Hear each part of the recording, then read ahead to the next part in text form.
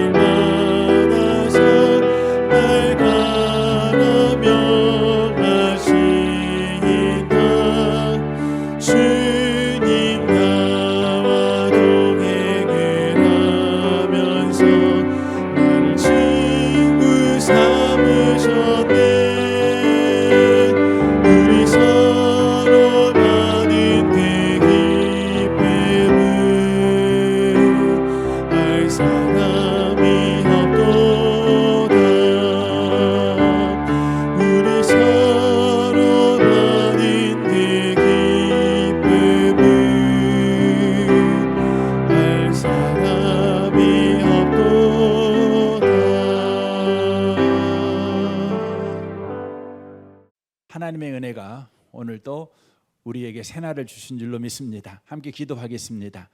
하나님 아버지 감사합니다. 우리에게 오늘을 살아가도록 오늘이란 날을 창조하셔서 우리로 그 위에 살게 하신 주님을 찬양합니다. 하나님의 은혜로 빚으신 오늘 하루, 그 운동장에서 믿음으로 마음껏 누려가는 오늘 한날을 살아내도록 주여 우리를 축복하여 주옵소서. 계속해서 하나님이 우리와 함께 계시는 것과 하나님께 나아가는 자에게 하나님이 상 베풀어 주시는 것을 믿는 살아있는 믿음을 가지고 어디서든지 살아가는 우리가 되게 하여 주옵소서. 예수님의 이름으로 기도합니다. 아멘. 오늘 하나님의 말씀은 어제에 이어서 잠언 1장 7절에서 9절 말씀입니다. 잠언 1장 7절에서 9절까지의 말씀입니다. 함께 기록된 하나님의 말씀을 읽겠습니다. 여호와를 경외하는 것이 지식의 근본이거늘 미련한 자는 지혜와 훈계를 멸시하느니라. 내 아들아, 내 아비의 훈계를 들으며 내 어미의 법을 떠나지 말라. 이는 내 머리에 아름다운 관이요 내 목에 금사슬이니라. 아멘. 똑똑함과 지혜로움의 차이는 무엇일까요? 지혜는 사실을 규합해 놓은 것 이상으로 지식의 범주를 뛰어넘는 것입니다. 지혜란 삶에 대한 훌륭한 이해이며 삶에 대한 실용적인 기술이고 올바른 의사결정을 내리는 데 필요한 전문 지식입니다. 세상에 똑똑한 사람은 참 많습니다. 그럼에도 불구하고 지혜로운 사람은 많지 않습니다. 그렇다면 어디서 지혜를 얻을 수 있습니까? 지혜는 좀 전에 말씀드렸던 것 같이 지식의 범주를 넘어서는 것입니다. 그렇지만 잠언에서 언급을 보면 지식에서 지혜가 시작되는 것을 알 수가 있습니다.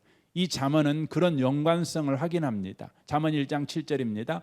여호와를 경외하는 것이 지식의 근본이거늘 미련한 자는 지혜와 훈계를 멸시하느니라.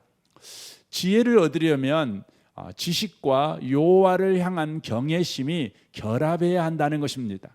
잠언서는 이렇게 선언합니다. 잠언 9장 10절입니다. 여호와를 경외하는 것이 지혜의 근본이요 거룩한 자를 아는 것이 명철이니라.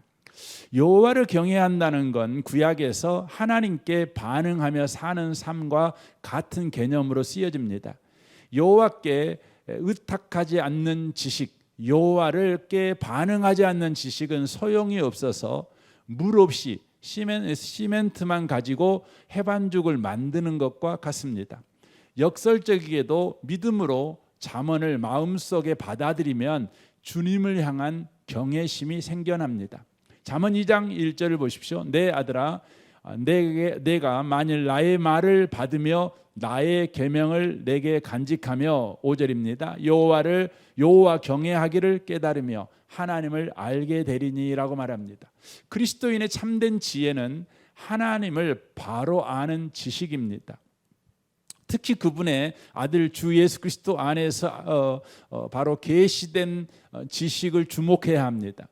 그것은 여호와가 어떤 분이며 무엇을 하셨는지, 또 그분이 우리와 또 우리가 사는 세상에 바라시는 게 무엇인가에 대한 통찰력과 함께 바로 참된 지식을 제공합니다. 주님에 대한 우리의 이해가 점점 더 깊어짐에 따라 세상을 유지하고 구속하시려는 그분과 어떻게 협력할 것인지를 배우게 됩니다.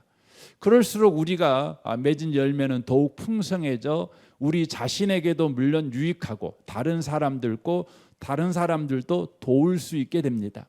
잠언 19장 23절을 보십시오. 여호와를 경외하는 것은 사람으로 생명에 이르게 하는 것이라. 경외하는 자는 족하게 지내고 재앙을 당하지 아니하느니라. 잠언에 의하면 지혜를 얻는 것은 우리를 선하게 만들고 그 반대의 경우도 마찬가지입니다.